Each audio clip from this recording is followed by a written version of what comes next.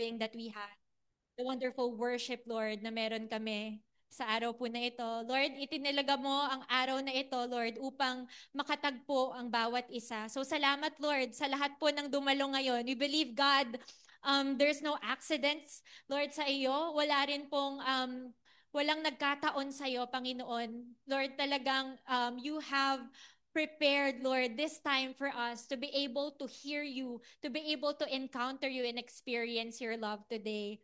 So we thank you, God, that we know, Lord, you're gonna speak to each one of us, Lord. Bawat puso na narito, Lord, hayaan mo maging bukas. Hayaan mo po na maging malaki, Lord, ang lalagyan ng bawat isa sa amin, Lord, upang makarinig po at makatanggap mula sa iyo. Salamat, God, Lord, sa presensya mo ngayon. In Jesus' name, we pray. Amen and amen. If you're thankful to God and thankful ka na nandito ka ngayon sa church po natin, come on, can you say again, thank you, Jesus? Thank you, Jesus. Amen. And it's just so good, to give thanks to God. And last week pa natin to nirarally, sa ating pong sambahan, that we are a house of thanksgiving. Amen? You believe that? Tayo po ay isang tahanan ng pagbibigay ng papuri, pagbibigay ng pasalamat. And hindi lang po ito kung kanino lamang, pero yung pasasalamat natin ay para sa Panginoon. Amen? So our thanksgiving firstly belongs to God. Amen? So, lahat po tayo ngayon, naniniwala ko, we are not just here today, to receive something, but we are also here today because we want to give thanks to God. Amen? Sino dito yung meron siyang pinagpapasalamat kay Lord? Amen? And there's so many things I believe na atin pong pinagpapasalamat sa Panginoon. And today and every day, each moment of our lives is just an amazing opportunity for us to give thanks to the Lord. Hindi lang Sunday, amen? Pero bawat oras na meron tayo, yung buhay po na ibinibigay sa atin ng Panginoon, yung bawat pagkakataon na ibinibigay niya sa atin, ay dapat nating ipagpasalamat po sa Kanya. Amen. And so, today, we're just gonna be filling this place, this house today with thanksgiving. Amen? Are you good with that? Gusto po ba natin na punuin yung lugar na to ng pasasalamat? And I'm excited about that because we know, yun nga sabi natin, hindi tayo basta kung kanino lang nagbibigay ng pasasalamat. Nagbibigay tayo sa Panginoon ng pasasalamat. And God, when God is delighted, alam niyo ba na natutuwa ang Panginoon sa ating po, sa bawat isa sa atin. He delights in us as His children. He delights whenever that we give thanks to Him, whenever that we are close to Him, whenever that we reach out to Him. Amen? Kaya, yung ginagawa po natin, when we give praise to God, yung prayer natin kanina before the service starts, yung pagkanta natin, pagsayaw natin, pagbigay natin ng papuri sa Panginoon, it's not just part of the program. Amen? It's not just something na ginagawa lang natin to fulfill a certain sequence of a program or schedule. But we know na lahat po ng bagay na ito, yung paglapit natin sa Panginoon, yung pasasalamat natin sa Kanya, it all is something that really will bring glory to the Lord. Amen? And that is what we want. We want to bring glory to the Lord. Sino dito yung gusto mo yon? Magbigay ng kaluwalhatian sa Panginoon. Amen. Amen. And today, I pray, bawat isa sa atin, we would be able to just really receive this from God, yung beauty and power na ito na maintindihan po natin yung pasasalamat. So, what we're gonna be talking about today is entitled The Road of Gratitude. Amen. The Road of Gratitude. And I want us na ma-realize that as people, as human beings, we are all in a journey. Tama po ba 'yon? Amen.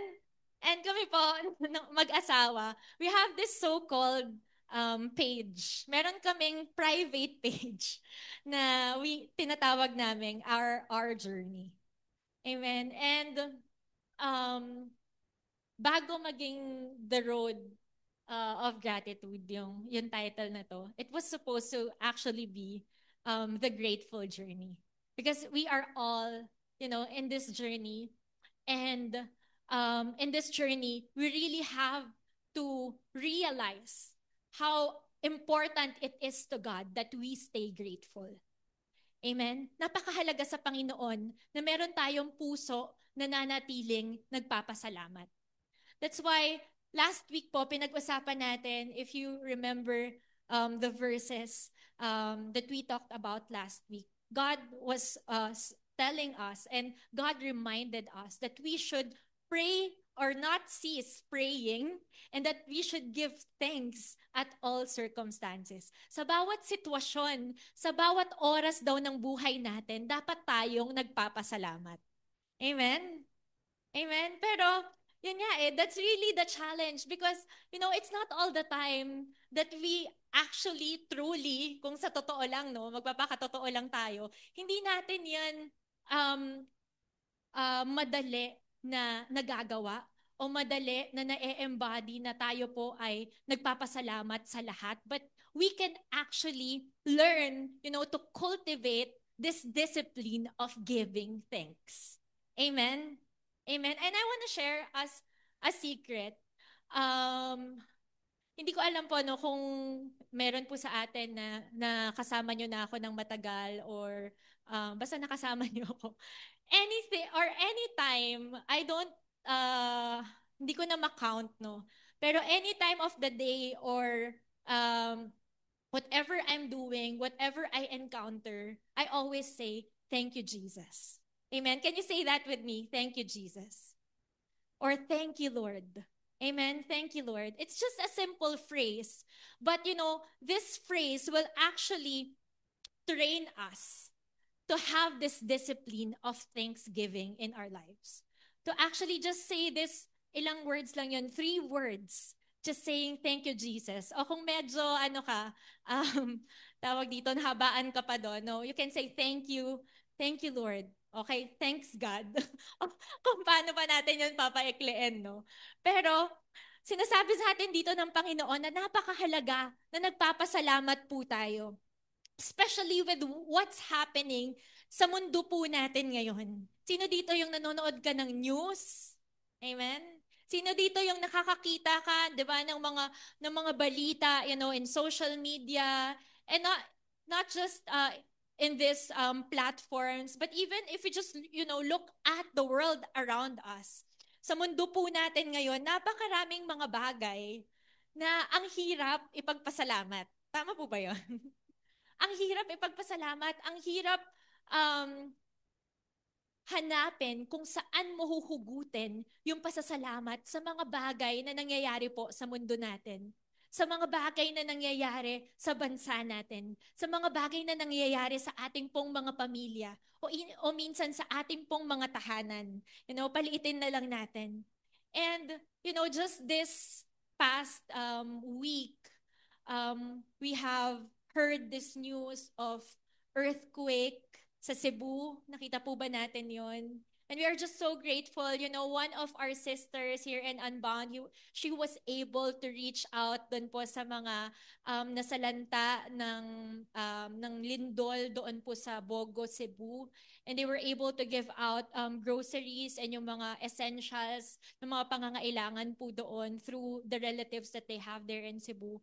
And we're grateful, na itong mga tao na ito, nakapag-reach out sila doon. And I pray na tayo din, pag nakakarinig tayo ng anumang balita, anumang mga pangyayari sa buhay natin, we just take the time to even say a short prayer for them. A prayer, to strengthen them, a prayer to just magnify still the Lord and what God is doing sa kanila to really reach itong mga tao na ito and maramdaman nila, maranasan pa rin po nila yung pag-ibig ng Panginoon. Kasi sino dito yung naniniwala na sa kabila ng mga nangyayari na to sa mundo po natin, mabuti pa rin ang Diyos? Amen? And that's the truth. Amen. Walang makapagbabago nun. Walang kahit anong pangyayari ang makakapagbago ng katotohanan po na mabuti ang ating Diyos. At siya ay gumagawa pa rin ng mabuti. That's why, what we're singing kanina, what we are crying out po kanina as we were saying and declaring the God of the revival. He's gonna pour it out because he's a good God.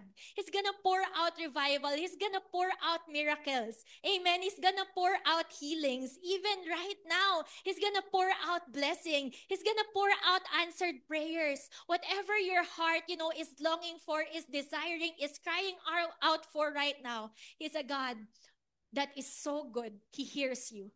He's a God that is so good. He knows it. He hears you and he can pour it out right now, even right now. Amen. And I've been declaring it right now, even, as I stand here. Kasi kami po ay galing sa run kanina. And I've ran my first 10 km. Thank you, Jesus. My first 10 km. And alam niyo po, as I reach that finish line, maiyak-iyak talaga ako. Sabi ko, ganun pala yung feeling, no? Na first time mo and you were able, to surpass that all because of the grace of God, because we didn't have enough training.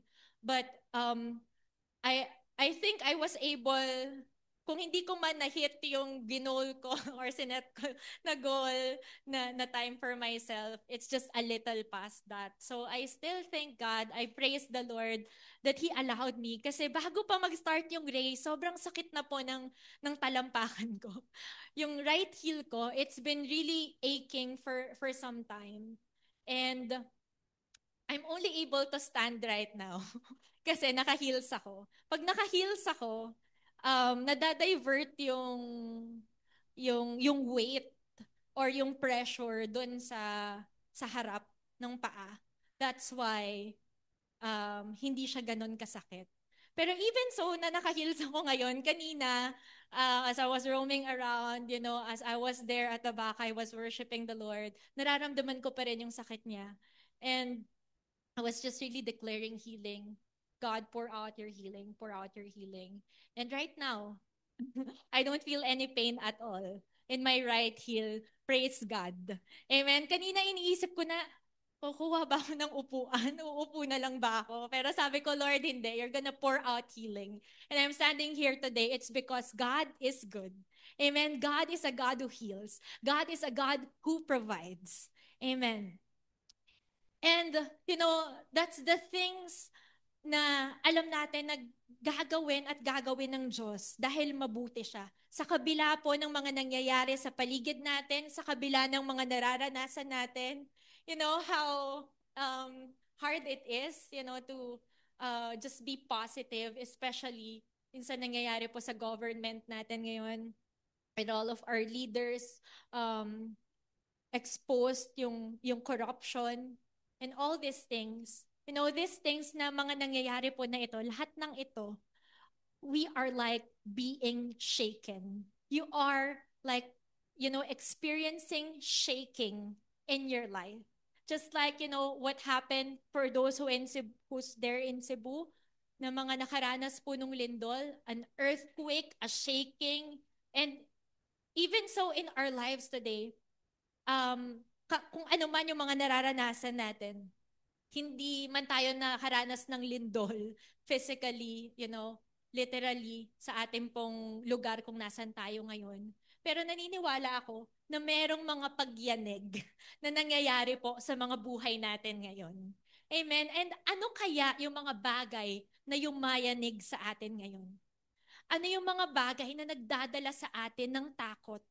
Ano yung mga bagay na nagdadala sa atin ng insecurity o hindi kasiguruduhan sa mga pangyayari, na mga nangyayari po sa buhay natin. And there's a lot of shaking that is happening. But I want to declare us this verse, this truth from the Lord in Hebrews 12:28. Sabi po dito, therefore, since we are receiving a kingdom that cannot be shaken, let us be thankful and so worship God acceptably with reverence and awe. Amen? Sabi doon, therefore, since we are receiving a kingdom that cannot be shaken. Amen? Yung kingdom daw ni Lord, hindi mayayanig.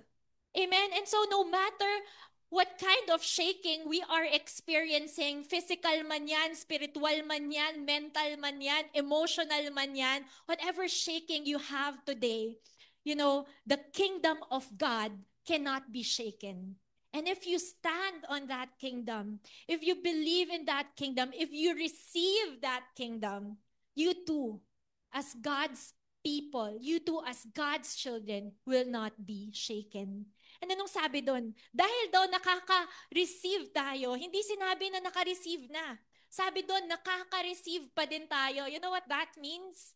It is still unfolding. The kingdom of God is still unfolding. It's still happening. Amen? We did not receive it some time ago in the past, nung mga panahon pa ni Jesus. But even so, right now, we are receiving an unshakable kingdom. It is present tense. It is not past tense. Amen? You are receiving it right now. You are receiving an unshakable kingdom. And sabi doon, dahil daw doon, let us be thankful. Amen? Let us be thankful. Because we receive that kingdom, let us be thankful for that kind of kingdom, for that kind of God who gives us just that. Sabi doon, worship God acceptably. In our thanksgiving, as we cultivate that praise to God, that sobrang deep na pasasalamat po sa Panginoon, huwag tayong tumigil sa pasasalamat. Amen? Sa ating pong pasasalamat, tayo ay magpuri sa Panginoon. Amen? That's why it's so good that we just have this place. Amen? That we have the opportunity not just Sunday, but every day, we have this place. You can come here and you can worship God. Amen? Kung wala kang space sa bahay ninyo where you can just freely worship all out, you have this space. You have this place. God has provided this for us. Amen? That's why every time we come here, we make sure, that we don't just receive something, that we don't just want to get blessed with something, but we want to bless God. We want to bless God with our praise. We want to bless God with our life. We want to bless God with what He has given us. Amen? Gusto nating ibigay sa Panginoon yung worship na para sa Kanya. Amen? Amen. And so, don't miss that chance. Sabi mo sa katabi mo, wag mo i-miss yung chance. Amen? We have this place. We have this time, every Sunday. Diba, we have just a little bit of, ilang 4 na kanta, ilang kanta lang yan. Amen? Huwag kang pumahayag na hindi mo maibigay kay Lord lahat. Amen? Itataas mo kung kailangan mo itaas yung kamay mo, kung kailangan mong lumuhod sa Panginoon, worship God. Let us be thankful for this unshakable kingdom that He has given us and worship Him acceptably with reverence and awe. Amen. And that's just, so good, this opportunity that God gives to us to really bring praise to Him. Because, alam ni Lord kung ano talaga yung magbubuo sa'yo. Amen? Alam ni Lord kung ano talaga yung magsasatisfy sa'yo. And this thanksgiving, this giving of praise to God, it's not just for God. We think, binibigay natin itong papuri na to sa Panginoon and para lang to sa Panginoon. But sino dito yung nakakaalam na whenever na binibigay mo yung all out mo na papuri sa Panginoon, there's something in you, amen, that's being filled, that's being satisfied, that's being, merong nangyayari sa loob mo. Amen? And yun po yung kagandahan po noon, sa ating pong pagpupuri sa Panginoon, hindi walang nangyayari. Amen? Merong nangyayari. Amen? Sa ating pasasalamat sa Kanya, simpleng pagtaas mo ng kamay sa Kanya, simpleng pagsabi mo na, thank you, Lord. Diba, pagsigaw mo sa pangalan ng Panginoon, merong nangyayari. Akala natin wala, akala natin ganun-ganun lang yon, no? Worship lang yon. we sometimes, it's okay for us to miss yung worship time natin. But here in Unbound, hindi tayo papayag. Amen? That we miss worship because we love worshiping the Lord. We love giving thanks to God. We love being in the presence of the Lord. And there's this story that I'm gonna share with us dito po um, sa Bible. Pag-uusapan natin in Luke 17:11 to 19 in the NIV version. This is the story of the 10 lepers. The story of the 10 lepers. And before I share that story of the 10 lepers, gusto ko lang po ibigyan tayo ng konting context, no, of what it is to be a leper during this time. Kasi po, nung panahon po na ito, yung leprosy in the Bible, it wasn't just a disease. It wasn't just like an epidemic, kagaya ng kung paano siya ngayon. But it actually meant that the people suffering from leprosy, or yung mga lepers nung panahon po na yon, they're gonna experience great suffering socially and even religiously, or doon po sa community nila, sa religion nila, sa mga tao po na nandoon sa community kung nasaan sila. Because these people, they were treated as unclean and they were cut off from their family and from the place of worship or anything that has to do with the community or yung mga tao po na nandun sa lugar na yun. So in short, these people are outcast. These people are separated sa society po na meron sila. And whenever na merong lalapit or merong mga tao na makakasalubong nila or medyo mapapalapit sa kanila, they have to shout, unclean, unclean. Ganon. So marumi, marumi. Parang ganon, di ba? Unclean. And they have, to really shout it out so that the people will hear it and will not go closer sa mga tao po na ito, sa mga lepers na ito. And so let's just read from that story from verse 11. Sabi po dito, now on his way to Jerusalem, Jesus traveled along the border between Samaria and Galilee. As he was going into a village, 10 men who had leprosy met him. They stood at a distance and called out in a loud voice, saying, Jesus, Master, have pity on us. When he saw them, he said, go, show yourselves to the priest. And as they went, they were cleansed.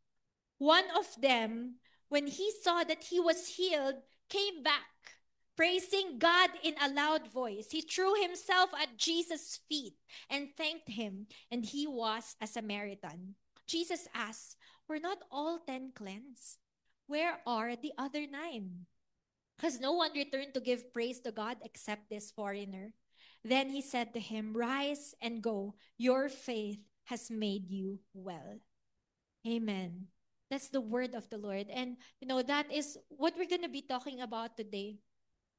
Is something so close to God's heart, I believe.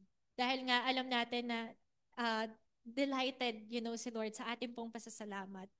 And that's why I was sharing from this title, The Road of Gratitude. Because we want, on our journeys, in our individual journeys, na meron po tayo, kasama po ang Panginoon, that we take this road. Because there are many other roads out there that will present to us, this is the way, this is where you should go. Amen. But we keep our eyes fixed on Jesus, giving thanks to him, praising him, worshiping him, staying grateful to him. We stay grateful. We stay on this road of gratitude. Amen. And sabi doon, di ba kanina, on the way daw si God, si Jesus sa Jerusalem. And he happened to stop by or travel along the border between Samaria and Galilee. And along this place, andito nga po yung mga tao po na ito na kanya pong pinagaling. alam niyo po, yung journey na yon, yung travel na yon ni Jesus, it was actually his final journey to the cross. Going to the cross. Ibig sabihin, it's all gonna happen there as he goes to Jerusalem. And bago siya pumunta doon, dito siya pumunta or dito siya galing. So, he was going, as he was going to that 10 village, nakita niya po itong 10 men na ito, na lepers. And they actually just stood in a distance. 'Di ba? Kung iisipin natin, yung mga ibang pagpapagaling po ni Lord, he was able to touch, the people, and bring healing or give healing po sa mga tao na yon. But this time, because they are lepers, Jesus did not touch them. But he said, "Go show yourselves to the priest." Pakita nyo daw ang kanilang mga sarili sa priest.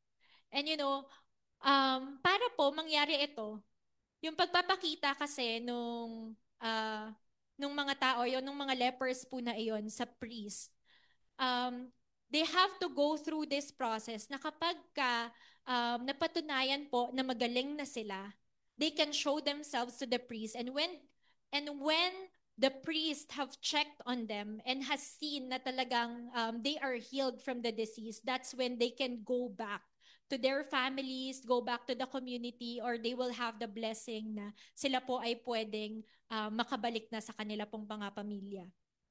So bago po mangyari ito, sabi po doon, yung mga tao na ito o yung mga lepers na ito, when they were at a distance calling out to God or calling out to Jesus in a loud voice, he said, "Jesus, Master, have pity on us. Have pity on us. Maawa kayo sa amin, Lord. Ito yung nangyayari sa amin." And lahat po tayo, when we're going through stuff in our lives, this is our cry. Amen. This is our desperate cry. Lord, maawa ka naman sa amin. Tingnan mo yung sitwasyon namin. Tingnan mo yung nangyayari sa amin, sa bansa namin, sa pamilya namin, sa buhay ko, Lord. Tingnan mo naman. And just like these 10 lepers, they had this great desperation and great cry of just wanting to receive healing in their lives. Isipin nyo, yung gravity nung pinagdadaanan po ng mga lepers na to. Bukod sa hindi na sila makakabalik, andun na yung parang convinced na sila sa isip nila na hindi na sila makakabalik dun sa pamilya nila. And these people, because they cannot associate themselves with people who are clean, those who are unclean or those who have this leprosy, wala silang choice kundi magsama-sama. Ang ang makulit po dito is that merong dalawang grupo. there's there's this Jews and there's the Samaritans. And the Jews and the Samaritans, they hated each other a lot. But para po doon sa mga may leprosy, yung challenge sa kanila is that they hate each other, but they have to be in one circle. They have to be in one group kasi sila lang yung pwedeng magsama-sama. Kumbaga, parang sila na yung magpapamilya. And each and every day of their lives, they would see their skin, falling off, yung kanila pong mga balat, 'di ba, na nag-worsen yung kanilang condition. And one of the things that also happens when you have this condition of having leprosy, parang hindi mo napapansin dahil yung mga nerves mo ay namamatay. Yun po yung nangyayari kapag meron tayong leprosy. Namamatay yung nerves nila, so nawawalan sila ng pakiramdam. And dahil wala na silang pakiramdam, hindi nila namamalayan na nawawala na pala sila ng mga body parts. Nagpo-fall off na yung mga daliri nila, yung mga kamay nila, yung mga limbs nila, yung kanila pong mga paa. So, grabe yung challenge na bawat araw makikita mo na lang merong mga bagay na nawawala sa'yo. Merong mga bagay na nalalagas sa'yo. Merong mga bagay na naaalis sa'yo. And that all those things, internal battles that they are having, na wala pa silang mga pamilya na kasama. So they were so desperate. They were in that situation na, Jesus, Master, have mercy on us. Just like how each one of us cries in whatever brokenness, disaster we are experiencing, especially nga po sa mga nangyayari po sa ating bansa ngayon, sa mga paligid po natin ngayon, all the more that we really cry out, Lord, have mercy on us. But there's this second phase. After the desperation, after the cry, comes the miracle. Sabi mo nga sa katabi mo, the miracle. Amen? Naniniwala po ba tayo na may milagro sa Panginoon? Amen? Na sumasagot ng panalangin ang ating pong Panginoon?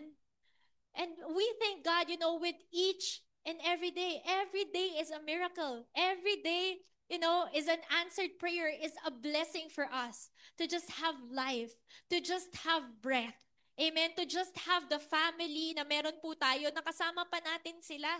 Especially that we see what's happening in our world today, na marami po sa mga tao ngayon, meron din mga tao na hindi na nila nakakasama po ang kanila pong mga pamilya. And so we thank God that He is a God who works miracles in our lives. And so, nung dumating na si Jesus dun sa scene, nung andun na si Lord, sabi niya, go, show yourselves to the priest. And I could just imagine how stunned yung mga lepers na to when Jesus told them that. Kasi bakit agad-agad na ipapakita po nila ang kanilang mga sarili sa priest? Ipapakita mo lang yung sarili mo sa priest kapag magaling ka na. Pagka ipapacheck mo na yung sarili mo. During that time, wala pa pong nangyayari na healing. And so, it could be, it could build, like doubt na, bakit namin gagawin yon? But these people, because they were so desperate, they were so longing for an answer, and they believed that God can do a miracle in their lives. They had faith for what God can do in our lives. They were able to go in obedience, to went on in obedience and go to the priest. All these 10 lepers had faith that they can receive healing, that they will be healed. Sino dito yung naniniwala ka na kayang gumawa ng milagro ng Diyos sa buhay mo? Amen? Amen. We believe that. And if you believe that, just like these 10 lepers, you go on, you went on, and actually step on where God is leading you, step on where God is showing you kung saan ka dapat pumunta, kung anong dapat gawin mo, ano yung pinapakita sa'yo ni Lord. Pumunta ka lang. Just go. Show yourself. Just like what we have been talking about, this past months. Just show up. Sabi mo sa katabi mo, just show up. Amen. Magpakita ka lang. Show up. Because we know that when we show up, all the more God shows up. Amen. All the more that we see how the Lord shows up. Amen. When we show up, lalo nating makikita yung pagkilos ng Panginoon sa mga buhay natin. God still moves. When we obey His word, God still moves. God still answers prayers. Even in shaky times, even in times of desperation, even in times of trials, even in times of shaking. Amen? Mga nangyayari sa paligid natin, sa buhay natin na hindi natin maintindihan, na iintindihan ni Lord and alam niya yung gagawin niya. And sinasabi niya sa'yo ano yung dapat mong gawin. And when you have received that word from the Lord, that promise from God, what you must do, you go and do it. You go and do it. Amen? Go and stand on His word because it's something that will not be shaken. It's something that will not fade. Amen? Ang dami sa mga bagay ngayon, nagugulat tayo. Akala natin maaasahan. Akala natin matibay. Magugulat ka, guguho na lang. Amen? Akala natin minsan okay. Magugulat ka, mawawala na lang. Because all other things in this world, they're all meant to fade away. Amen? One day, even tayo, even yung katabi mo, even yung building na to, amen? It's not gonna last forever. But God's word will remain. It will last forever. And so we hold on to this unshaken word of God in our lives, unshaken kingdom of God in our lives. The third phase. The third phase is the 9 who forgot. After the miracle, it's the 9 who forgot. The 9 who actually maybe they didn't totally forgot. Hindi nila totally na nakalimutan si Lord. But something else in between maybe happened. Because 9 received healing or 10 received healing, but this 9 didn't return to praise God, didn't return to give thanks to Him. They went on their way to go back to their families. They went on their way to go where they should go, where they think they should go. Amen? Sino dito yung minsan nakaranas ka ng milagro, ng answered prayer sa buhay mo? Huwag mo na itaas yung kamay mo. But if you know this to yourself, no, minsan meron tayong merong mga bagay na sinasagot si Lord sa buhay natin. And sometimes, we forget Him. Maybe you didn't actually really forgot, but something happened along the way and you didn't return to go back and give God the praise. You went along the road, you went along where you needed to go. And it can be a good thing. It can be something na siguro pwede naman na after nito, doon na lang ako babalik at magpapasalamat kay Lord. And I'm thinking, that these 9 lepers, when they've experienced healing, that miraculous healing, it was so intense. They were so happy about it.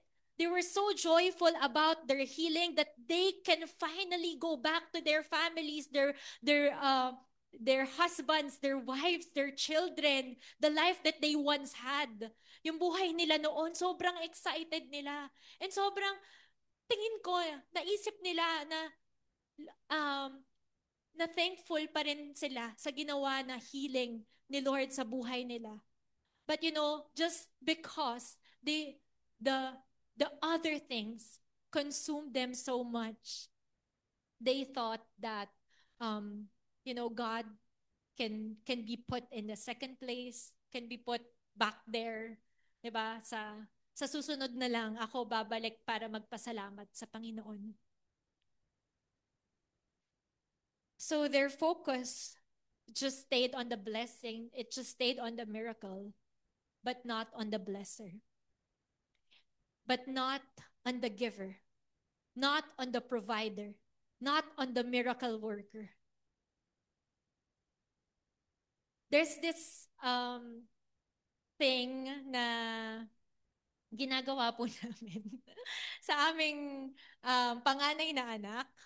So, dahil po kaming mag-asawa ay madalas wala sa bahay or naiiwan po yung aming mga anak sa lolo, sa lola, yun, sa mga tumutulong po sa amin habang po kami ay nagtatrabaho or may mga kailangan na gawin sa labas.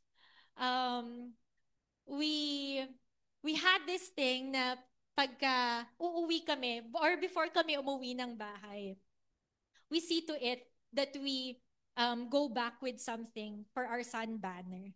Kasi si Banner pa yung yun, siya yung talagang naglolong or sobrang nahahappy sa mga ganon, sa pasalubong.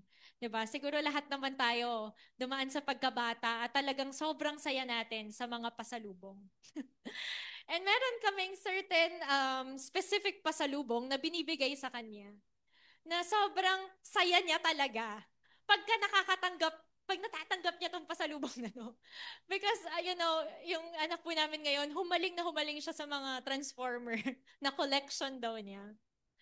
And when we have first given them that, sobrang saya niya. And that joy na nakita namin sa mukha ng anak namin, we wanted, to repeat that again and again, na to give him that joy, that look on his face whenever that he would open a blind box or a secret box and find out kung anong klaseng toy yung marireceive niya.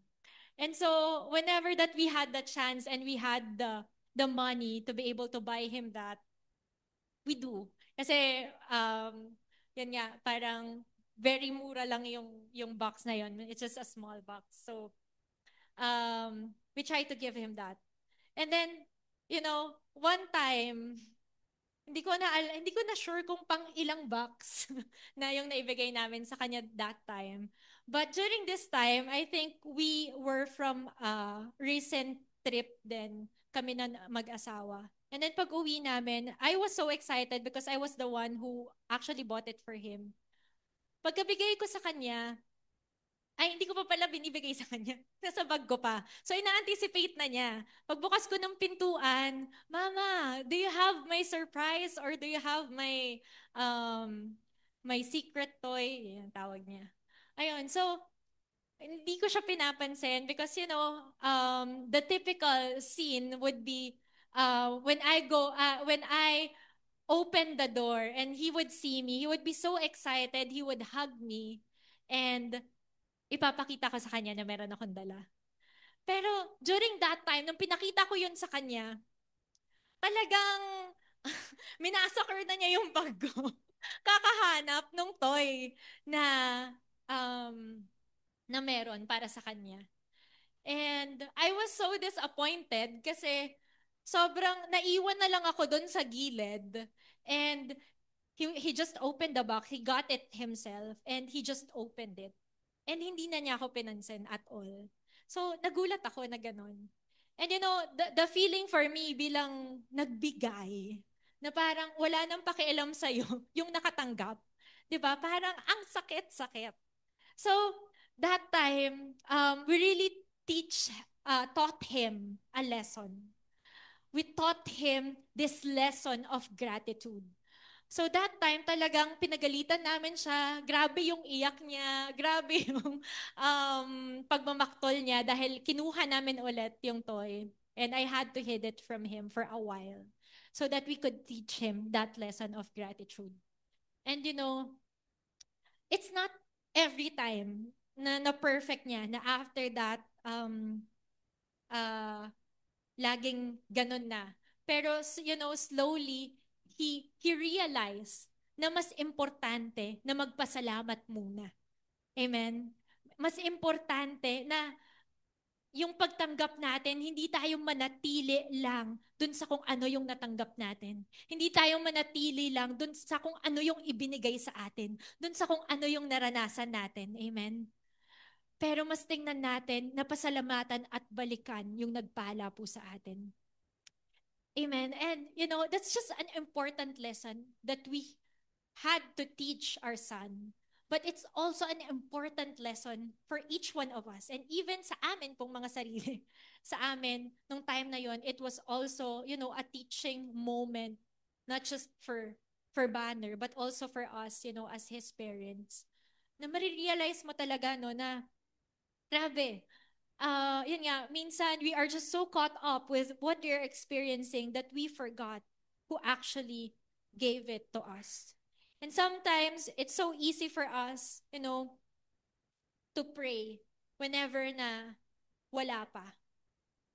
To pray whenever na merong pangit na nangyayari or merong something na nagsashake po sa ating mga buhay.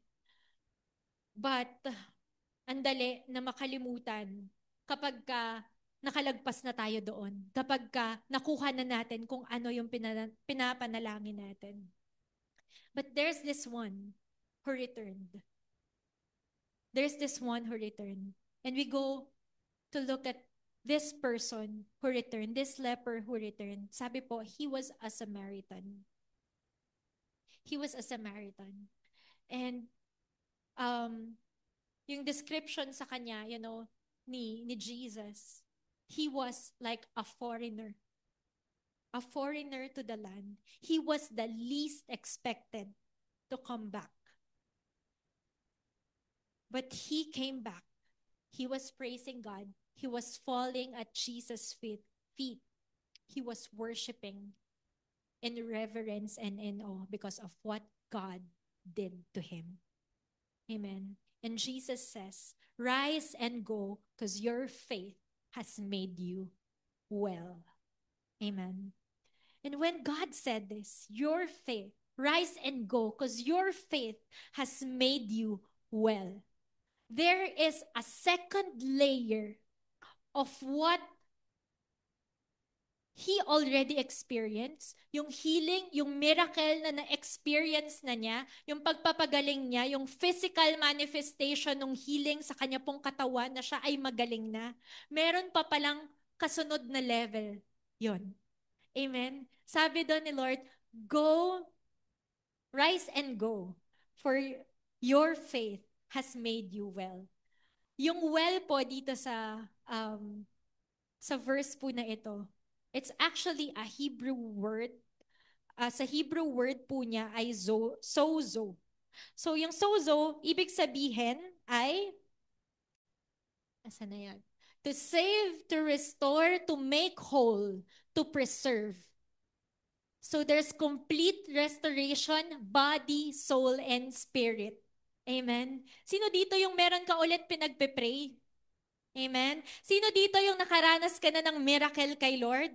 Ng answered prayer kay Lord? Ng blessing kay Lord?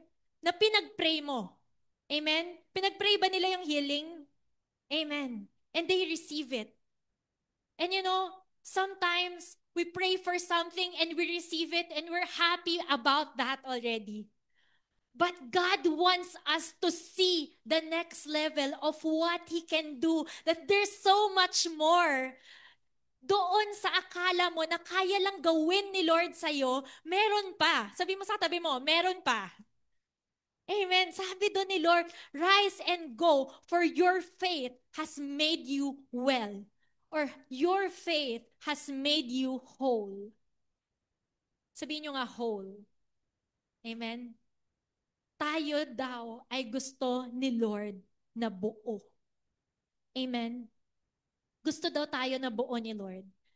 And this wholeness that God wants us to experience is something that you can only experience when you go back, when you return and give your praise to God.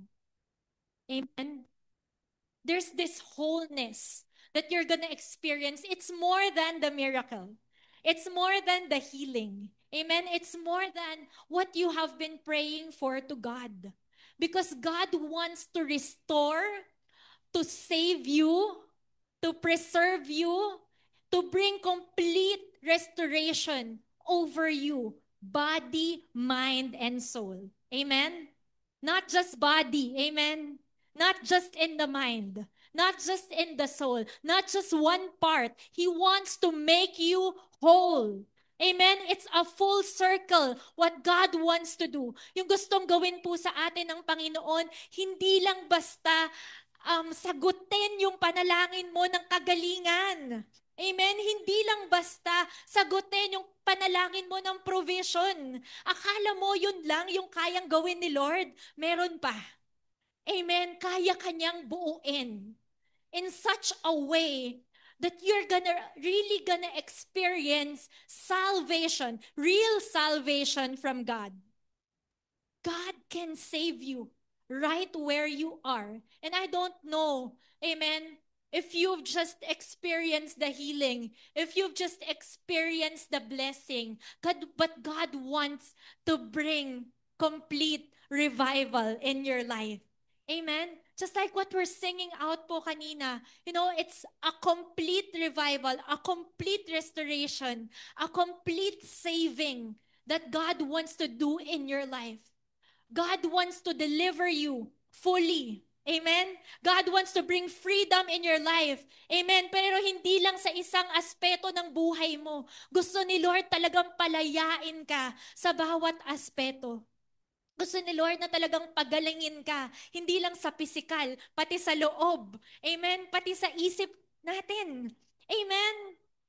So ito po, ganito kabuti yung Diyos natin. Ito lang yung pinapanalangin nila. Pero meron pa palang higit na plano ang Diyos para sa bawat isa sa kanila. You know, mind you guys, the plan of God, the desire of God is not just for the one leper to experience that full restoration and salvation. It's for each one of them. But only one returned and came back to praise God. Amen. And how many times have we experienced God's goodness, and we have not returned to praise Him. And we have not returned to give Him thanks. And we have not returned to just recognize na ito yung ginagawa ni Lord sa buhay mo. Amen? May ginagawa ang Diyos na mabuti sa buhay mo. May kagalingan na ginagawa ang Lord. May pagbabago na ginagawa ang Lord sa buhay po natin. And we just need to come back so we can experience it.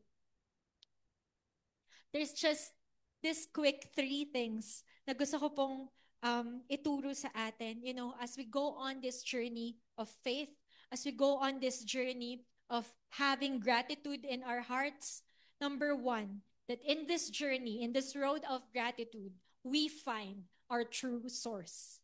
Amen. We find our true source. The 10 lepers, they cried out to Jesus because they knew only that He could heal.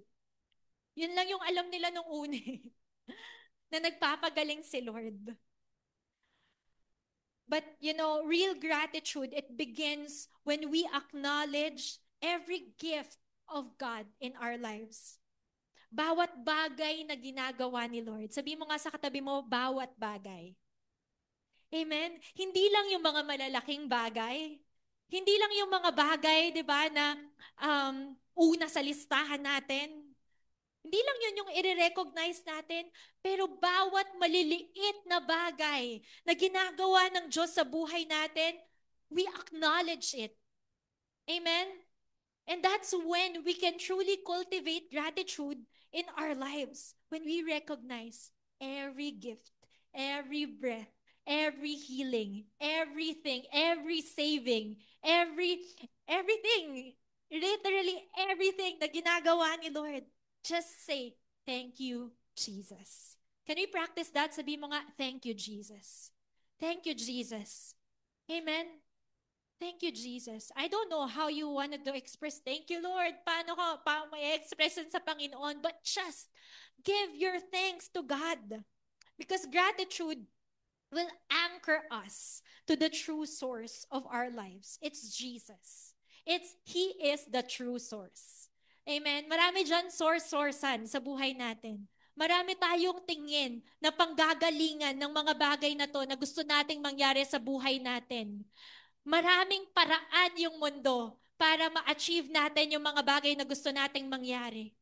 Pero isa lang yung totoong panggagalingan ng lahat. Isa lang yung totoong nagbigay ng kalakasan sa lahat. Isa lang yung nagbigay ng totoong buhay para sa lahat. Amen? Amen. And we learn to recognize that. And number 2, we find our unique voice.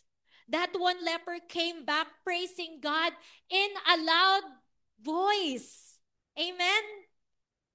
He did it in a soft voice. Thank you, Lord. Sabi doon, he came back praising God in a loud voice. Amen? Kung merong dapat na maingay, tayo yun. Amen? Kung meron dapat nag-iingay sa mundo ngayon, tayo yun.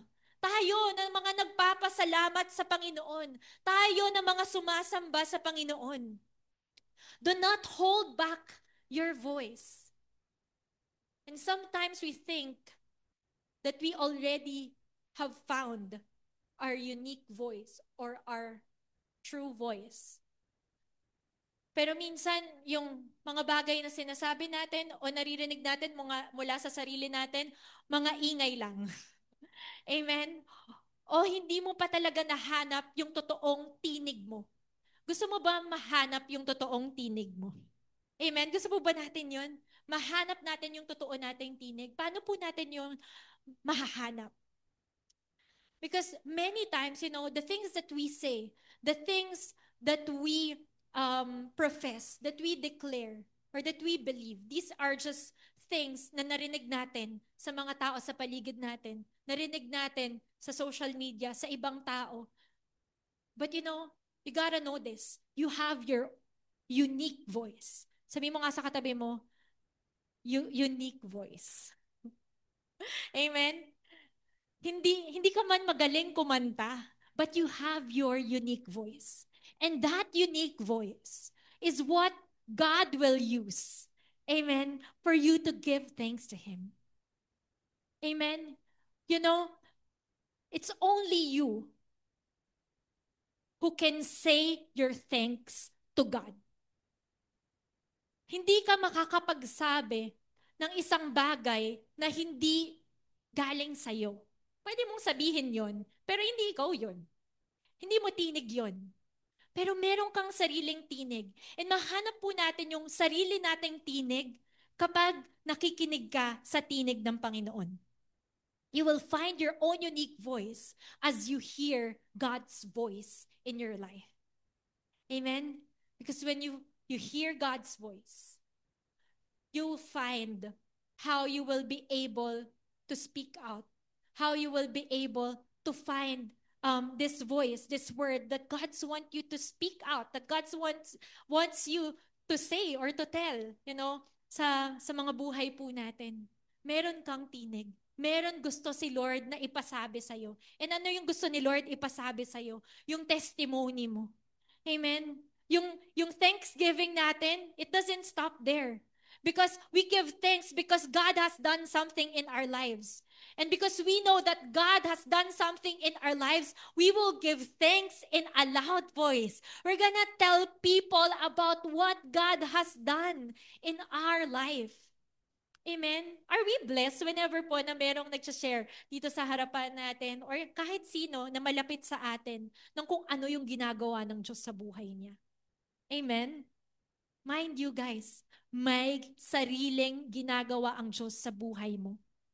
May ginagawa si Lord sa buhay mo. If you're being blessed, with these stories of other people that we hear, their testimonies, their stories of what God has done in their lives, you too have your unique voice to declare, to say how good your God is. Amen. And number 3, we find our rightful place. We find our rightful place. Jesus told the thankful leper, your faith has made you well. Your faith has made you whole. And this is our rightful place because healing, it just restored the body. But gratitude restored his place. Yung thanksgiving niya sa Panginoon, yun yung nagbalik sa kanya, naglagay sa kanya kung saan talaga siya nararapat. So from being an outcast, he experienced God's wholeness. From being rejected, he found his belonging in Christ. And, kanina, what we have also been reading from Hebrews 12, it reminds us that gratitude actually positions us in God's unshakable kingdom. And gratitude will bring us back to that rightful place where we belong, where we are whole in the unshakable kingdom of God. Pwede po tayo tumayo lahat ngayon. Amen. And as we stand today, let's just have that heart of gratitude to the Lord for what He is doing in our lives. Ano yung ginagawa ng Diyos sa buhay natin? Ano yung ginagawa niya sa buhay mo ngayon? Maybe you're seeing just one side of the story. God is doing this in my life. Lord, I want you to do this in my life.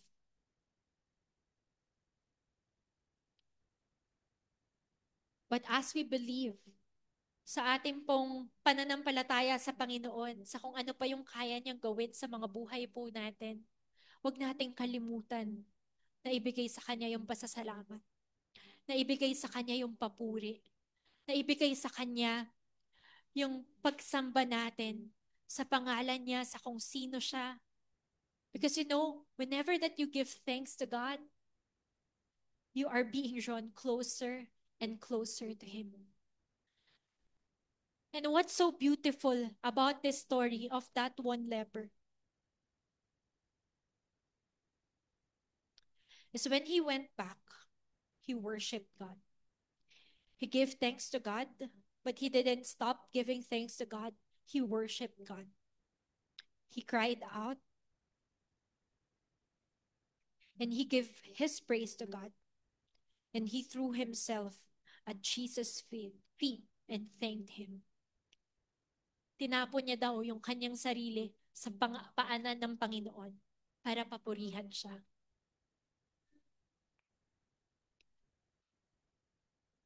I do believe, bawat isa po sa atin, there's something that you are so thankful for today that God has done in your life.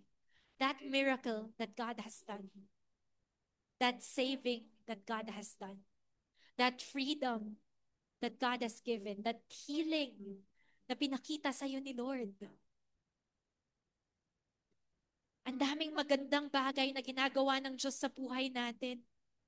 But have you ever stopped to truly give thanks? Or we just enjoy it? We just enjoy the blessing. We just enjoy the miracle. We just simply say, thanks, Lord. And that's it.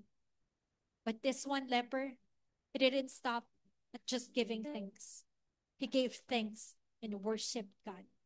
And that's who you are as God's son, as someone that God is calling. Hindi nagkataon po na tayo ay nandito ngayon.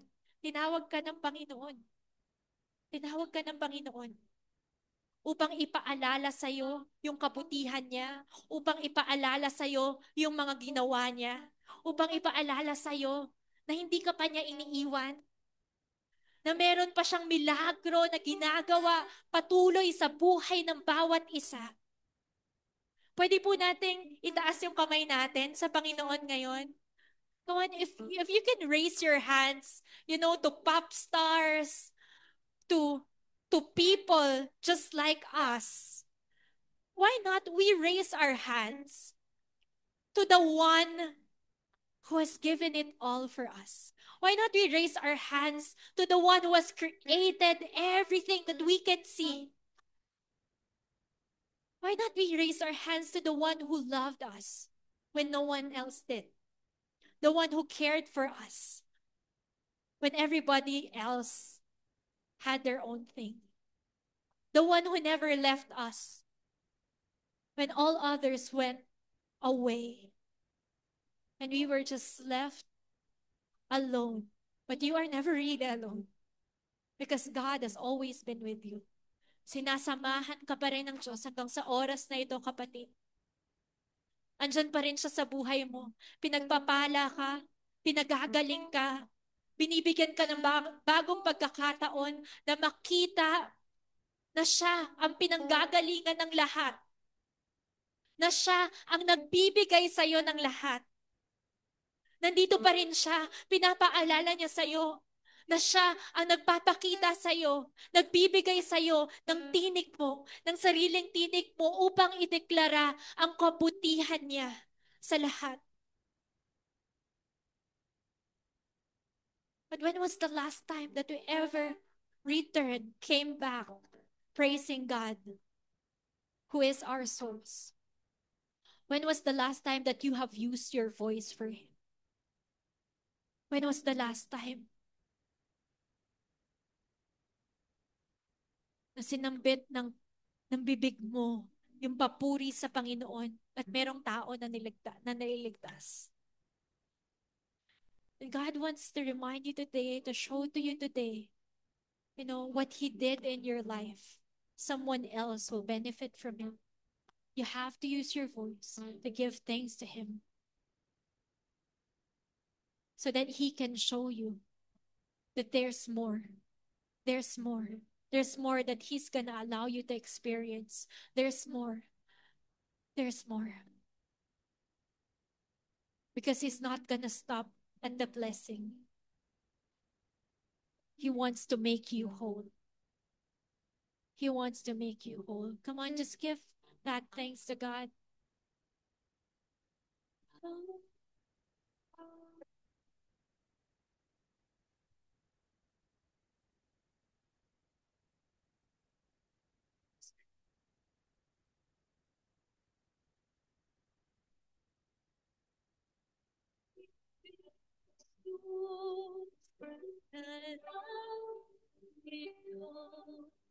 Papalapit sa'yo,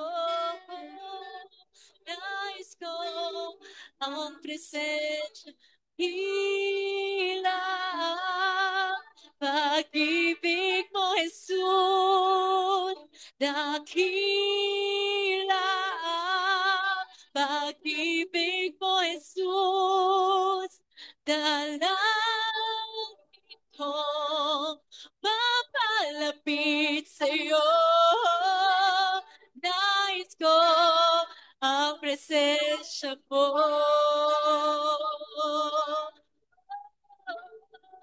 May lakas. May lakas ang ngalan mo. May lakas ang ngalan mo. May lakas ang ngalan mo. Oh, Kristo. May lakas ang ngalan mo. May lakas ang ngalan mo. May lakas ang ngalan mo. Oh, Kristo. Hallelujah. Hold on. No, before we just give our all out praise to God, I just want to remind us of this. You know, as you give your thanks, as you give your praise to God, habang nagpupuri ka ngayon, itinataas mo ang iyong mga kamay sa Panginoon. Habang nananampalataya ka sa Kanya, habang nagpapasalamat ka sa Kanya, alam mo ba na sa iyong pasasalamat, lumalakas ka?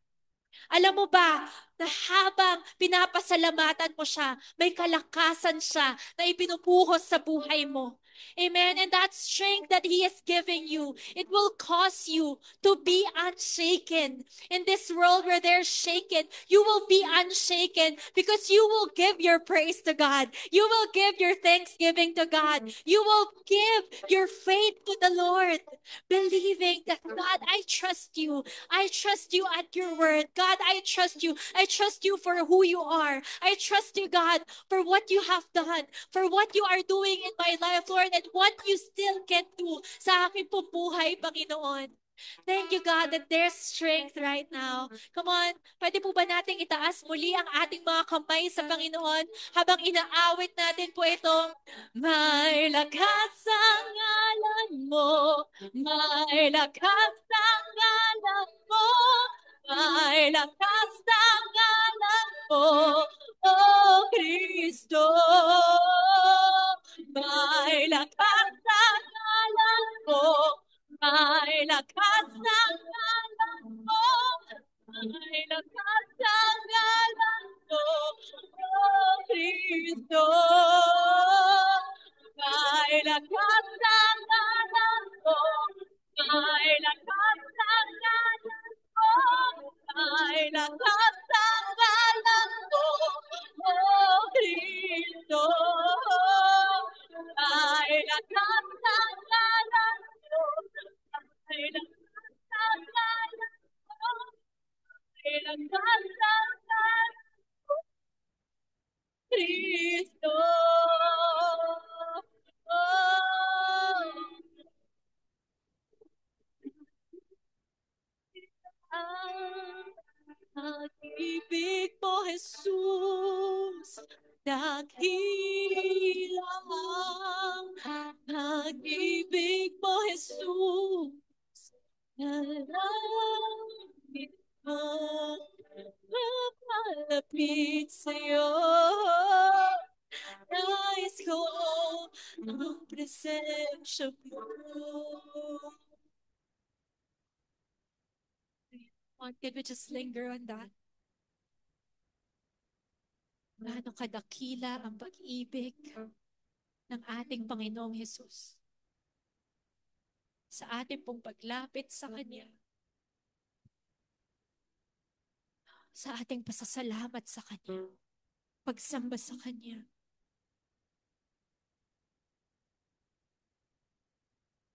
Dalangin ko, papalapit sa'yo. Nais ko ang presensya mo. Thank you, God, that there's this strength that you are giving us, Lord. As we give thanks to you, as we recognize, Lord, what you're doing in our lives, God, the many miracles, the many blessings, God, that you are doing. We believe, Lord, pinapalakas mo ang bawat isa. Pinapalakas mo ang bawat isa. That you can face anything in this life, Lord, and we will be unshaken because we are thankful people. Because we walk this road of gratitude, God. Continue to journey, Lord, with you alone, Lord. Marami pong salamat, Panginoon, what you have done in our hearts today, in our lives today, and we believe, God, you're still gonna do more. Thank you, Lord. Thank you, Jesus. Ngayong pong araw, we prepare our hearts for communion.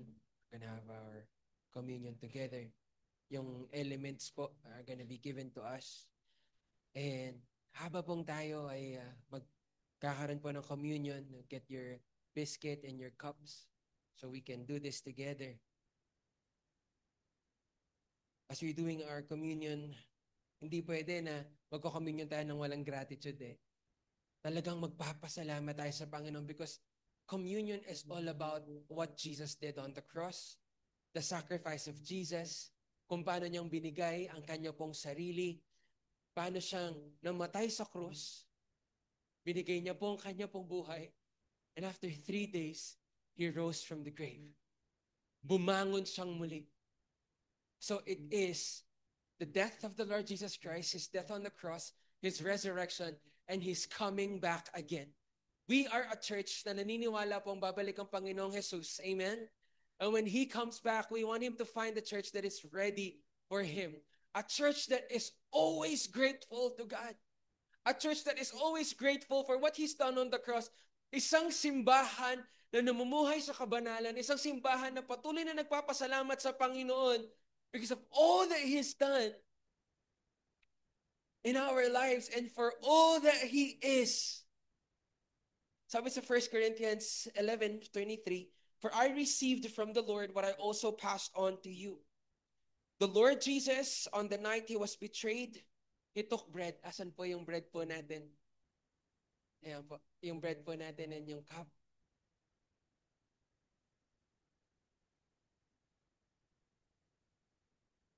The bread is the body of Christ.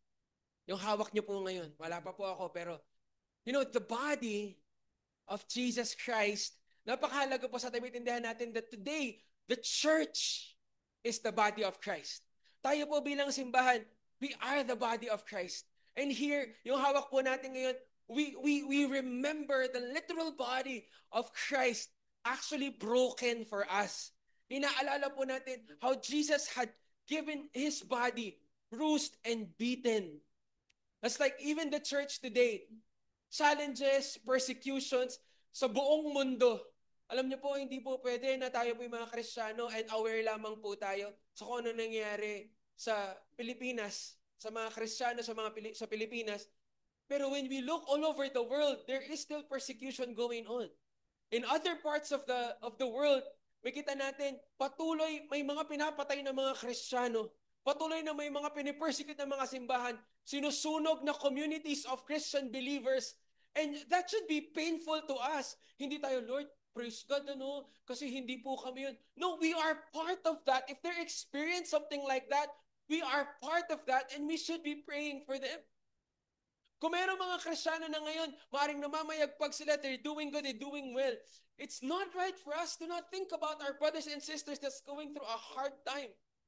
Kung mapapansin nyo po doon sa lahat ng video na mapapanood nyo halos doon sa Lindol, sa Cebu, maririnig nyo yung mga tao puro, Lord Jesus, Jesus, puro tabang, tabang Lord, bring help Jesus. There's always a calling out to God. The church today should be calling out to God because sabi nga ni Pastora says kanina, only God can do that. Only God can heal. Only God can restore every part of our being. The body that was broken, that you would be made whole, that you would find healing. On the night he was betrayed, he took the bread and gave thanks. This is my body, which is for you. Do this in remembrance of me. Let's partake the bread together.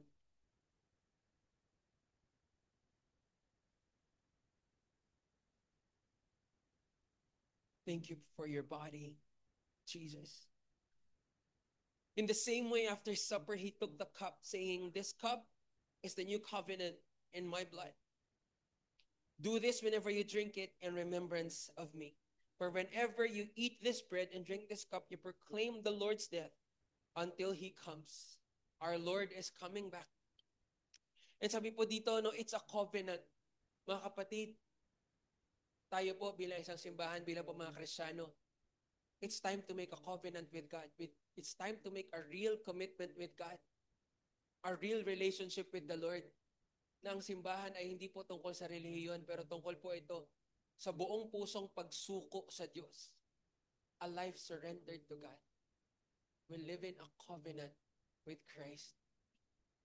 Sabay-sabay po natin i-partake yung cup.